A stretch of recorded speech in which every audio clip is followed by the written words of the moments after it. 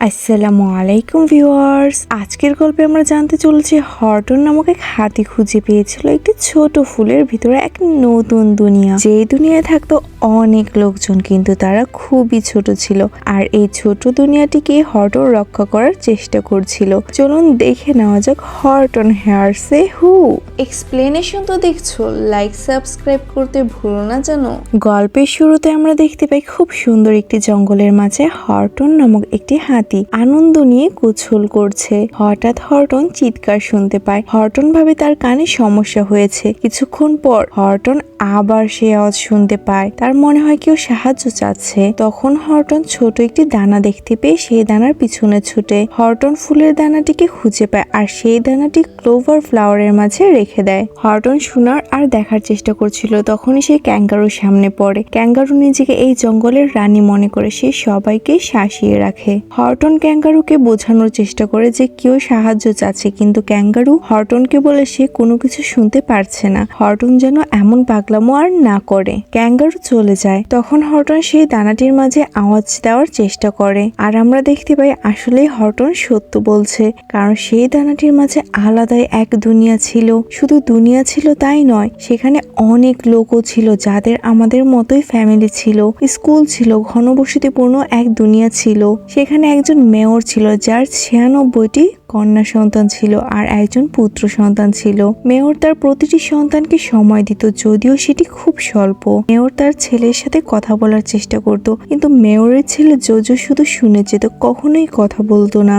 Mayor চাইতো তার ছেলেও মেয়র হবে বড় হলে, কিন্তু জোজো এর এইসব একদমই ভালো লাগতো না। জোজো চলে যায়, আর এইদিকে হর্টন সেই ফুলটি খুব সাবধানে রেখেছে। হর্টন তার বেস্ট ফ্রেন্ড ইঁদুরকেও শেয়ার করে যে সেই ওই দানার থেকে আওয়াজ শুনতে পায়। এখানে এক আলাদাই দুনিয়া আছে। মর্টন বলে এটা যেন হর্টন কাউকে না বলে, কিন্তু অন্য প্রাণীরা হর্টনের কাছে আসলে সে কথাটা লুকিয়ে রাখতে পারে না, বলে দেয়। হর্টন যখন যখন ফুলটিকে নাড়িয়ে ফেলে তখন তখন ছোট দুনিয়াটিতে ভূমিকম্প চলে আসে। মেয়রের কিছু একটা সমস্যা মনে হলে মেয়র প্রেসিডেন্টের সাথে দেখা করতে যায়। আসলে তাদের দুনিয়ার 100 বৎসর পূর্ণ হয়, তারা সেটি সেলিব্রেট করতে চাচ্ছিল।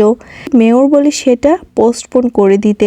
প্রেসিডেন্ট রেগে যায়, বলে হুইলে অনুষ্ঠান হবেই হবে। তারা মেয়রকে বের করে দেয়। মেয়র বাসায় চলে আসে আর রাগে খুবই চিৎকার করে, যা হর্টন শুনতে পায়। আর হর্টনও আওয়াজ দিতে থাকে। হর্টনের আওয়াজ একটি পাইপ দিয়ে বের হয় আর মেয়র সেটি শুনতে পায়। হর্টন মেয়রকে বলে আপনারা একটি ফুলের দানায় বসবাস করেন। মেয়র এটি বিশ্বাস করতে চায় না। তখন হর্টন একটি গাছের মাধ্যমে আলো আর অন্ধকার দিয়ে বোঝায় যে হর্টন সত্যি বলছে। তখন মেয়র বলে যে হর্টন যেন তাদের দুনিয়াটিকে এমন জায়গায় স্থাপন করে যেখানে ফুলটি সংরক্ষিত থাকবে। হর্টন তখন কোনো জায়গা খুঁজে পাচ্ছিল না। হঠাৎ হর্টন দেখে অনেক দূরে একটি পাহাড়, যেই পাহাড়ের চূড়ায় একটি গুহা, আর গুহার মাঝে একটি সূর্যমুখী ফুল আছে, যেখানে দানাটি সুন্দরভাবে স্থাপন করা যাবে আর সবচেয়ে সেফ হবে। মেয়রের অ্যাসিস্ট্যান্ট এসে জানায় যে আজকে মেয়রের ডেন্টিস্টের কাছে যাওয়ার দিন। হর্টন এগিয়ে যেতে থাকে। হর্টন যেমন করে ফুল নিয়ে এগিয়ে চলেছে, সেই জঙ্গলের কিছু বাচ্চারা প্রাণীরাও হর্টনকে অনুসরণ করে হাঁটে। ফুল নিয়ে বলছে যে তাদের ফুলেও একটি দুনিয়া আছে। একটি ক্যাঙ্গারুর ছেলেও করে, যার ফলে ক্যাঙ্গারু অনেক রেগে যায়। ক্যাঙ্গারু হর্টনের কাছে গেলে বাকিরা ভয় পেয়ে চলে যায়। ক্যাঙ্গারু বলে ফুলটি যেন হর্টন তাকে দিয়ে দেয়, কিন্তু হর্টন দিতে চায় না। ক্যাঙ্গারু বলে তুমি যা বলছো এমন কিছুই নেই, কিন্তু হর্টন বলে a person no matter how small, অর্থাৎ মানুষ মানুষই হয়, এখন সে যতই ছোট হোক না কেন। তখন ক্যাঙ্গারু আর বানররা হর্টনকে ঘিরে ধরে। হর্টন সেখান থেকে পালিয়ে যেতে চায়, কিন্তু দেখা যায় সেখানে একটি ঝুলন্ত ব্রিজ, যা দেখে হর্টনের খুব ভয় লাগছিল যে হর্টন হয়তো পড়ে যাবে। তবুও হর্টন সাহস নিয়ে এগিয়ে চলে, কিন্তু হর্টন যেতে যেতে ব্রিজটি ভেঙে যেতে থাকে আর হর্টনের এত নড়াচড়ায় হুইল এলোমেলো হতে থাকে। মেয়র ডেন্টিস্টের কাছে গেলে ভুল করে তার দাঁতের বদলে হাত ইনজেক্টেড হয়ে যায় আর অবশ হয়ে যায়। হর্টন নিজেকে হালকা করতে অনেক বড় নিঃশ্বাস নিয়ে বেলুনের মতো উড়ে যাওয়ার চেষ্টা করে, আর অবশেষে হর্টন সফল হয়। হর্টন সফল হয়ে নাচতে থাকে, আর এটি দেখতে খুবই মজার ছিল। কিন্তু মেয়র এতে ক্ষতিগ্রস্ত হয়ে কাঁদতে কাঁদতে বাসায় চলে যায়। মেয়রের হাত ঠিক হয়ে যায়, তবে মেয়র ভাবে হুইল ধ্বংস হচ্ছে, তাই সে কি করবে বুঝে উঠতে পারে না। তার ওয়াইফ এসে ভাবে মেয়র পাগল হয়ে গেছে হয়তো।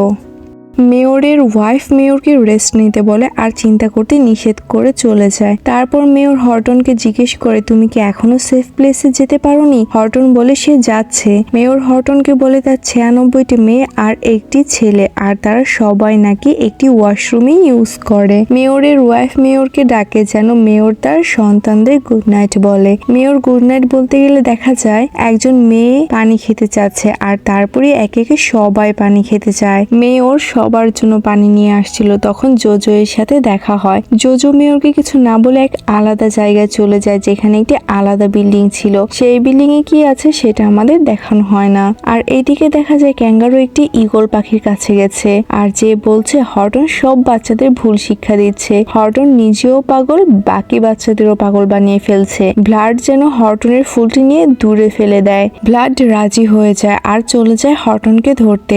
আর এইদিকে হর্টন একটি ঠান্ডা জায়গায় ঘুমাচ্ছিল। যেহেতু হুবিল খুব ছোট, তাই একটু ঠান্ডার কারণে হুবিলে বরফ জমে যায়। যদিও হুবিলে গ্রীষ্মকাল চলছিল, এতে মেয়র টেনশনে পড়ে যায় আর হর্টনের সাথে কথা বলতে শুরু করে। তখন হর্টন তার মুখের গরম হাওয়া বের করে ফু দেয়, আর হুবিলে আবার গরম চলে আসে। তারপরে মর্টন হর্টনের কাছে দৌড়ে আসে আর বলে সমস্যা হয়েছে, ক্যাঙ্গারু ব্লাডকে ডেকেছে। আর তখনই দেখা যায় আকাশ থেকে ব্লাড চলে এসেছে। ব্লাড ফুলটি নেওয়ার জন্য চেষ্টা করতে থাকে, আর হর্টন ফুলটিকে বাঁচানোর জন্য তার সর্বোচ্চ চেষ্টা করে। হর্টন আর ব্লাডের লড়াইয়ের ফলে হুবিলে ভূমিকম্প হতে থাকে। দেখা যায় এমন ভূমিকম্প হওয়ায় হুবিলের সকল লোকেরা মেয়রের কাছে এসেছে। মেয়র সবাইকে খুলে বলার চেষ্টা করে যে তারা একটি ফুলের দানায় বসবাস করছে। তখন প্রেসিডেন্ট এসে প্রমাণ দিতে বলে। মেয়র হর্টনের সাথে কথা বলার চেষ্টা করে। মেয়র হর্টনকে আওয়াজ দিতে বলে। হুবিলের সবাই সেই আওয়াজ শোনার চেষ্টা করতে থাকে, আর এইদিকে হর্টন আওয়াজ দিবেই এমন সময় হুট করে ব্লাড এসে ফুলটিকে নিয়ে চলে যায়। হর্টন এত রেগে যায় যে সে তার চোখে আগুন নিয়ে দৌড়াতে থাকে। সমস্ত ভয়কে জয় করে ব্লাডকে ধরতে যায়, কিন্তু দেখা যায় ব্লাড তার আগেই ফুলটিকে নিচে ফেলে দেয়, যেখানে ছিল কোটি কোটি ফুলের সমাহার। আর ফুলটি নিচে পড়া মাত্রই হুবিলের সবচেয়ে ভয়ঙ্কর ভূমিকম্পটি হয়। হর্টন একটা একটা করে ফুল দেখতে থাকে। এইভাবে সে অনেক স্তূপ তৈরি করে ফেলে। হর্টন কাঁদতে থাকে, অনেক কাঁদতে থাকে। হঠাৎ বাতাস আসতে থাকে, আর হর্টন সেই ফুলটি খুঁজে পায়। হর্টন সেটি ধরে ফেলে। হর্টন মেয়রকে ডাকতে থাকে, কিন্তু কোনো রেসপন্স পায় না। দেখা যায় হুবিলে অনেক কিছু ধ্বংস হয়ে গেছে। কিন্তু হঠাৎ মেয়র আওয়াজ দেয়, আর দেখা যায় হর্টনের আওয়াজ হুবিলের সবাই শুনেছে, আর সবাই মেয়রকেও বিশ্বাস করেছে। মেয়র হর্টনের সাথে তার ওয়াইফ আর তার কিছু বাচ্চাদের পরিচয় করিয়ে দেয়। হর্টন খুব খুশি হয়ে যায় মেয়রের সবকিছু শুনে। তারপর হর্টন এগিয়ে যেতে থাকে মেয়রের সাথে কথা বলতে বলতে। এটা আবার দেখে ফেলে এক পাখি, আর সে উড়ে ক্যাঙ্গারুর কাছে চলে যায়। আর এইদিকে ব্লাড ক্যাঙ্গারুকে বলেছিল সে ওই ফুলকে শেষ করে দিয়েছে। তখনই পাখিটি এসে ক্যাঙ্গারুকে বলে ফুলটি এখনো হর্টনের হাতে রয়েছে। ক্যাঙ্গারু রেগে বনের সকল পশু পাখির কাছে যায় আর হর্টনের বিরুদ্ধে নানান কথা বলে, যার ফলে সকল প্রাণীরা হর্টনকে ভুল বুঝে আর হর্টনকে শাস্তি দিতে সেই দিকে চলে যায়। হর্টন যেহেতু সবার চেয়ে বেশি শুনতে পায়, সে অনেক দূর থেকেই বুঝে ফেলে কেউ আসছে। সবার আগে মর্টন এসে হর্টনকে বলে হর্টন যেন দৌড়ে পালায়। তখনই বনের সকল প্রাণীরা হর্টনের দিকে আসতে থাকে আর হর্টনকে আটক করে ফেলে। হর্টন সবাইকে বোঝানোর চেষ্টা করে যে তারা যা করছে তা ঠিক না। ক্যাঙ্গারু বলে হর্টন যদি তাদের কথা না শুনে হর্টনকে খাঁচায় বন্দি করা হবে। কিন্তু হর্টন তখনও বলে যে সেই ফুলের মাঝে আলাদা এক দুনিয়া আছে। এমনও তো হতে পারে আমরাও কারো কাছে এতটাই ছোট আর এই দানার লোকেরা ছোট না, আমরা তাদের চেয়েও অনেক বড়। ক্যাঙ্গারু সবাইকে অর্ডার দেয় হর্টনকে ধরে ফেলতে। আর এইসব শুনে ফেলে হুবিলের লোকেরা তারা সবাই বলতে থাকে আমরা এখানে আছি, আমরা এখানে আছি, কিন্তু হর্টন ছাড়া কেউ তাদের কথা শুনতে পারে না। হুবিলের সকলে নানান ধরনের আওয়াজ দিতে থাকে। এইসব দেখে জোজো কোথাও চলে যায়। জোজো এর বাবা জোজোকে খুঁজতে চলে যায় সেই বিল্ডিংটিতে।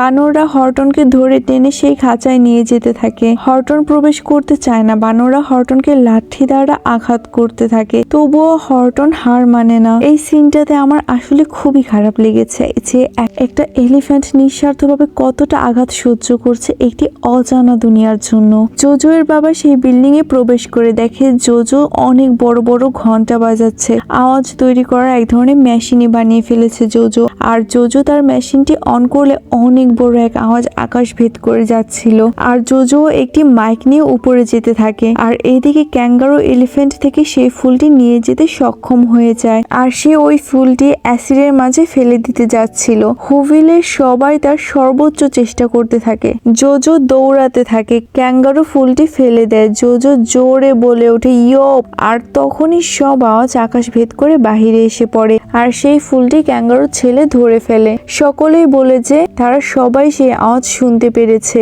ক্যাঙ্গারু তার ছেলের কাছ থেকে ফুলটি নিতে চায়, কিন্তু সকলেই ক্যাঙ্গারুর ছেলেকে হর্টনের কাছে যেতে দেয়। হুভিলের সকলে আনন্দ করতে থাকে। জোজো আর মেয়রের সম্পর্ক ভালো হয়ে যায়, আর হর্টনেরও সবাই প্রশংসা করতে থাকে। তখন দেখা যায় ক্যাঙ্গারু দূরে মন খারাপ করে দাঁড়িয়ে থাকে। হর্টন যেয়ে ক্যাঙ্গারুর সাথে কথা বলে, আর তারা বন্ধু হয়ে যায়। সবাই আনন্দ সহকারে বসবাস করতে থাকে, আর হর্টন মেয়রকে বলে হর্টন সবসময় হুভিলকে রক্ষা করবে। তো ভিউয়ার্স, কেমন লাগলো হর্টন হেয়ারসে হু? আমাদের সবসময় সবাইকে সমান চোখে দেখা উচিত। তুমি কি শিক্ষা পেলে বলো তো দেখি? লাইক সাবস্ক্রাইব করে পাশেই থেকেও কিন্তু আসবে নতুন নতুন তোমার পছন্দের মুভি।